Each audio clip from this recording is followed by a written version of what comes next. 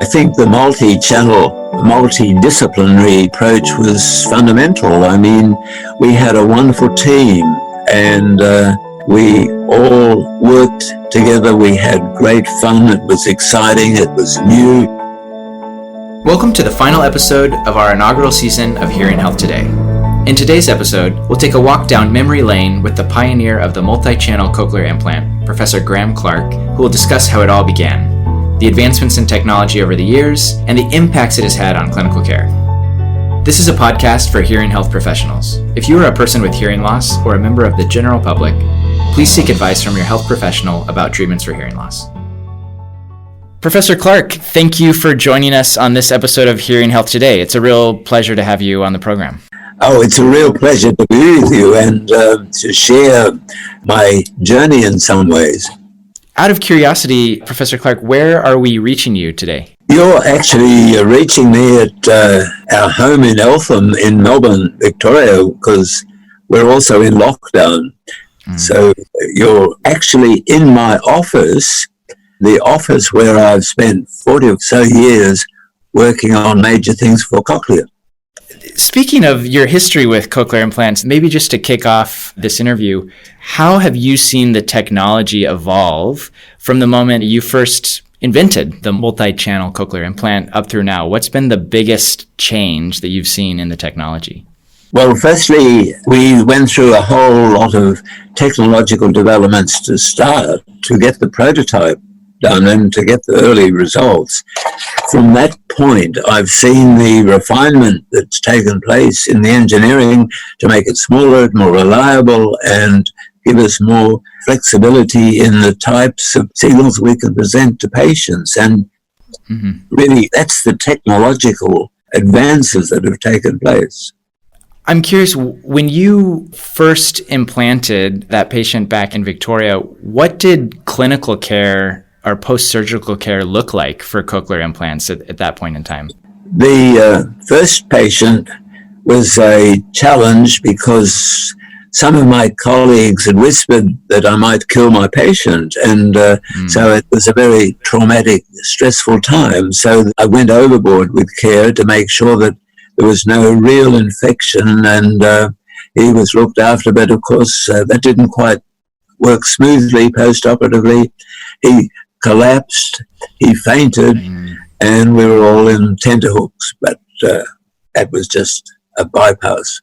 One thing that I've always been fascinated about is when you first were working on this new innovation, how did you actually think that patients would be treated after receiving the implant? Did you always know that it would be an audiologist that took care of a patient afterwards, or how did that evolve, I guess, from the very first moments of cochlear implantation? That's a very important and interesting question.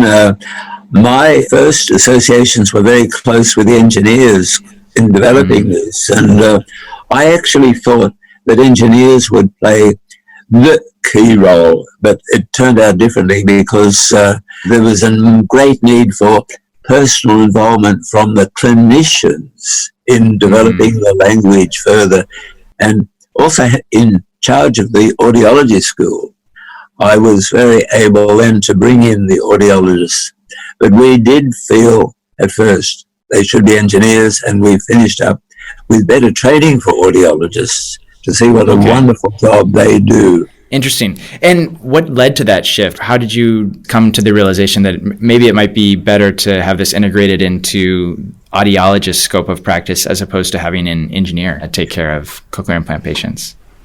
Well, the reason that we moved towards audiologists being primarily involved was, firstly, they needed the extra training in what was going on, but also there were many human issues, there were many personal issues that were much more effectively carried out and managed by audiologists who are clinically trained. Engineers are wonderful people, but they're not good at necessarily relating to people. Yeah, that is a really fascinating insight. I guess coming at this from the science angle, when did the science of how to actually create a cochlear implant and figure out how to actually surgically implant the device evolve into more of a problem around clinical management and how to identify patients and how to treat them postoperatively. Were you intimately involved, or you and your team sort of in that transition? I became a jack of all trades. Yeah, okay. A true innovator. I really had to find leadership as scientist, surgeon, and audiologist, because I ran the course in audiology as well. So I don't know that I did anything well, but I had to take over all these areas and try and integrate them and see that they went well for the patient. Yeah. Just stepping back a bit, I heard that one of your inspirations as an early child was a motivation to fix ears, as your primary school teacher put it, due to your father's hearing loss. As you sort of progressed through your career in academia, how did your interest in creating something like the cochlear implant come about? Yes, my interests developed and evolved. At 5-year-old, I was just keen to see if I could one day help people like my father, who was very deaf. But then as I grew up, I also was inspired by the science that Louis Pasteur used to carry out to develop antiseptics and treatment of infections. That used to be on my parents' bookshelves. So then I gradually moved towards being an ear, nose, and throat surgeon. Okay. And then it was only then that this passion to do research emerged, and I felt I'm really going back to trying to be a research scientist. And I guess really Blair Simmons wrote a very key article when I was in the middle of taking out tonsils and doing things at the Royal Melbourne Hospital. And I said there and then, you know, I'm leaving, I'm taking a risk, I'm taking a salary decrease, but I want to do research for the rest of my career. And how old were you at that point in time? At that age, I was in my late 20s, early 30s, and I always remember writing to Sir John Eccles, who was a Nobel laureate in physiology, and asking him what I should do. And John Eccles said back to me, I was too old at the age of 30. And I once sat with his daughter in a dinner, and I said this to her, and she said, oh, I'm glad you didn't take my dad's advice. I never did, so. Yeah, right. That was how, though, I had to make this switch from being a clinician to being a research scientist, surgeon, and I'm glad I did it that way, because it was very important to be both surgeon, scientist, clinician, and take on board the various different elements at that stage. Now I think the field has changed and there's much more room for specialists and development in different areas. So what was your first research project that you undertook as a researcher? My first research project as a research worker was to see whether single channel stimulation really had potential to help people understand speech, because that was just becoming apparent at the time. So I went and felt, from also being inspired by Blair Simmons, that good science was really needed to be able to work out whether single channel or maybe multi-channel stimulation was desirable. And it was clear from my PhD studies that single channel stimulation would not work. So what was that Eureka moment that led you to, I guess, the discovery of the multi-channel cochlear implant? Well, I had, let's say, perhaps 3 Eureka moments. Okay, all right. The first Eureka moment of substance was after one had done the very important, careful studies to make sure it was safe for Rod Saunders, our first patient, that he had multi-channel stimulation. In other words, stimulating different sites along the cochlea gave him different pitch-like sensations. And then, surprise, surprise, not only did he get a pitch sensation, he heard vowels. And that was my first Eureka moment, you might say. What was that like when you're working with your very first patient and you have the realization that he can actually hear vowels? What was your reaction or the team's reaction to that? Oh, it's very exciting to know that something was going on in his brain that had potential to develop multi-channel stimulation to give him speech understanding. And it was only by careful studying of that at that end of 1978, we worked out a speech code that would help him. And at the end of that year, we gave him the first trial, and he heard open set speech that was never possible with single channel stimulation. Wow. And it was then that I burst into tears of joy. I've only ever done this twice, but that was at a Eureka moment. So you said you had 3 Eureka moments. So I think that was the second one. What was your third Eureka moment? The third Eureka moment was on adults who had hearing before going deaf. Mm-hmm. And at that stage, the challenge also was, and the passion for me was to help deaf children. And would it work if deaf children had never heard before? Would they hear these strange electrical signals and be able to understand speech and language?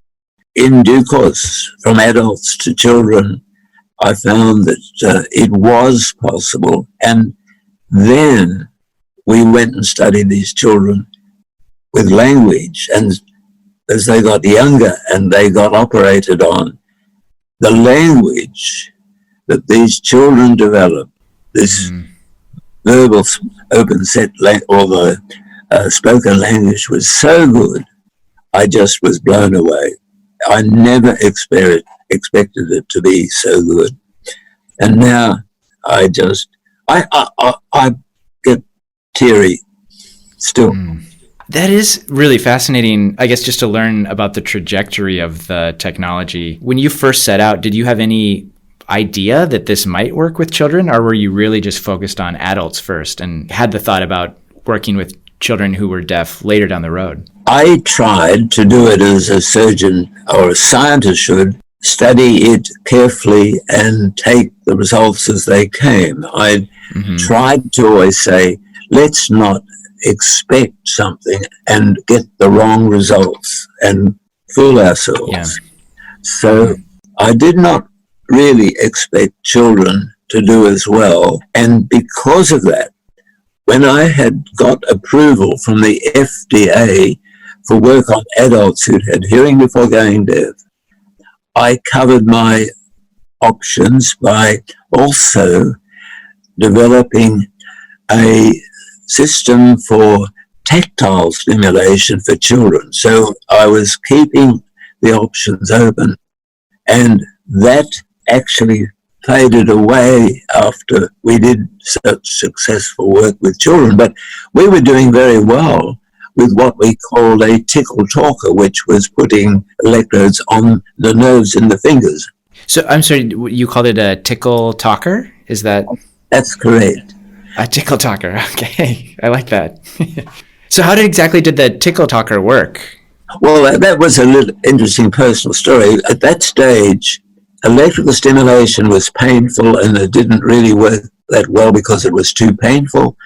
And vibrators were too big and power hungry. So during the experiments on the last day when the money would all run out, I was put myself in as the guinea pig and the subject, and they stimulated the medial cutaneous nerve of the forearm. And having done anatomy, I knew well what it was, and it was pleasant enough. And then I extrapolated from that because on either side of the fingers, there are nerve bundles going down. So I then suggested we put the array of frequencies all along the sides of the fingers. And that led to a interface, a connection of electrodes on the hand. And that was where the Tickle Talker arose. Oh, there you go. All right. I'd never heard that story before. All right. The multi-channel cochlear implants made leaps and bounds of progress in the last 40 years. And since you have such a unique perspective, having seen the cochlear implant from the moment of inception all the way through to now, how do you feel like the multi-channel cochlear implant will evolve in the next 10, 15, 20, even 40 years? It's very hard to predict with such advances in technologies now. I think we're getting to a stage where we will see totally implantable cochlear implants. Now that has real interest and potential. Now there's really excitement in artificial intelligence. Yep. And I have a feeling with what is exploding in quantum computing, that will be the next major development that will involve, will affect cochlear implants. And also with nanotechnologies. So there's lots of potentially exciting developments, I guess, could happen to give high quality sound to most deaf people within that period of time. How important was a multidisciplinary approach to the original research that you did that led to the multi-channel cochlear implant? Well, I think the multidisciplinary approach was fundamental. I mean, we had a wonderful team and we all worked together. We had great fun. It was exciting. It was new.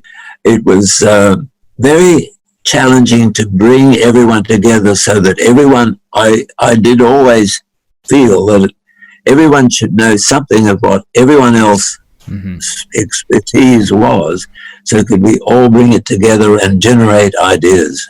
Did the disciplines that you had as part of the team change from those early days through to sort of when the technology was a little bit more robust? Did you start to bring in, I guess, experts from different fields as you understood more and characterized the problems in more detail? I don't think so. I think the same disciplines and the same methods of examination and testing and science are all the same, only now we're seeing more work on computing and also on nanotechnologies, which might bring in more other disciplines, yes.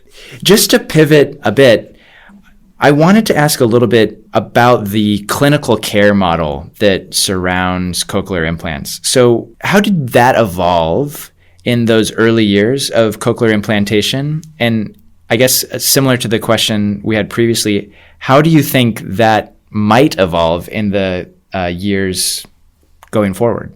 The clinical care associated with the research was fundamental to my perspective. I partly felt the surgeon side of me that clinical care was fundamental to the research, that we weren't just operating on patients and doing experiments on patients, because there was a feeling at the time that we should just find out how to code sound. My first patients didn't come for that reason. They came to get help. And so I had to sometimes short circuit research. I sometimes had to put a priority on clinical care, because fundamentally they were my patients who wanted help in their lifetime. They didn't want to wait 10 years, 20 years to get help. And that's how, for us, at any rate, this model between science, surgery, engineering, and clinical care evolved. It was really patient overall management, total patient management and care. And I still believe that any research now should have that sort of approach, where surgery or medicine combines with research scientists as a patient needs help. Was that holistic approach to care common when you were doing research in those early days, or was that a pretty innovative way to tackle the problem? No, it wasn't so common. There were different groups around the world also working on this issue. And one of the advantages we had in Australia was the tyranny of distance, because I had personally to bring the whole team under the one roof. Whereas in the United States and elsewhere, the groups were spread around and there wasn't this same opportunity to have the interaction, which we had to do because everyone was there together. In your research activities, when did you realize, wow, we might have a product here? When was that sort of light bulb moment where you thought, oh gosh, I think this is going to work? Like, I think we've got an actual marketable product. The idea of a product was born very early out of necessity. It was just after we implanted the first patient right in 1978 because I was running out of money. Okay, you needed a product. I was running out of money. In the end of 1978, if we hadn't got some good results, at least the possibility of speech understanding with Rod, the funding might have dried up. But at that stage, the Australian government was coming to the party. When you set out on this journey to research hearing loss, did you always know that you wanted to create a product? No. I wanted to help people. But helping people through making a product was the necessity that evolved. Because at that stage, Australians did not think very much industrially. You know, this was only the first patent of note that the University of Melbourne had ever taken out. Wow. Okay. It was only the earliest developments in industry that the Australian government had ever carried out. We didn't even have an ethics committee at the I&D hospital. I had to set up the first ethics committee to even do research in patients. So it was all very new. Wow. So there were quite a number of, it sounds like, even bureaucratic barriers that you had to move in order to drive this research forward. Absolutely. I felt at one stage everything I did was breaking new ground. Well, we're really thankful that you did break that new ground, Professor Clark, as are the hundreds and thousands of people around the world who've benefited from this technology. And out of curiosity, if you had the opportunity, and I guess you do have the opportunity through this podcast, to speak directly to hearing health professionals who are treating cochlear implant patients today, what would you say to them? I would say, firstly, you are most fortunate to be able to work with patients and people. You're really privileged to give them an opportunity to hear and communicate. You know, just on this question of audiology, I put together the first course in audiology in Australia. Really? Yes. So that was just another little side issue. And what happened was that at that stage, we were thinking of a few things that were emerging in the audiological field, and the technologies took over, and there was almost nothing to really give audiologists something of substance to get involved in. And I really think, I may be exaggerating, the advent of the cochlear implant for us helped save the whole discipline of this emerging subject, audiology. So were there not audiologists when you first started doing research in the 70s? Firstly, there were no audiologists when I first started my training at the Royal Prince Alfred Hospital in Sydney. I did the audiometry testing, because the audiologists in Australia were psychologists at the Australian Acoustics Laboratories. They weren't specifically trained. It was only through certain people here in Melbourne who felt the need to develop this further, that audiology evolved in Australia. But the advent of the cochlear implant made a great difference to audiologists, and now audiologists play such an important role in audiology, but particularly they do so with children, because language and learning to use these new signals at an early age is fundamentally important. Mm-hmm. One must say it's not enough to do the surgery or the engineering, but you've got to do the rehabilitation or the rehabilitation for the children. But the results are so fantastic. Yeah, it just blows me away. I think when you see the speech and language of children who have early intervention and what that looks like versus what it looked like in the past when cochlear implants weren't a possibility, or when people were intervening later in life. Well, that's right. As I said, I never expected it to be quite as spectacular, and that brings tears to my eyes still. I feel real privileged to have been able to help. Professor Clark, thank you so much for joining us today. It's been such a phenomenal opportunity to speak with you, and we really thank you for all the contribution that you've made to the hearing health community. Well, I must say thank you very much for inviting me to express these thoughts and ideas, and it's been a real pleasure talking to you, and I hope it will benefit and continue to benefit many, many people in the future, and will be a great success to other people. And a special thanks to you, our listeners, for joining us on the very first season of Hearing Health Today. We've already got season 2 in the works with a whole host of exciting topics, so stay tuned. Until then, stay safe. Just a quick reminder, the views of the interviewees in this podcast are their own and do not necessarily represent the views of Cochlear Limited or its subsidiaries.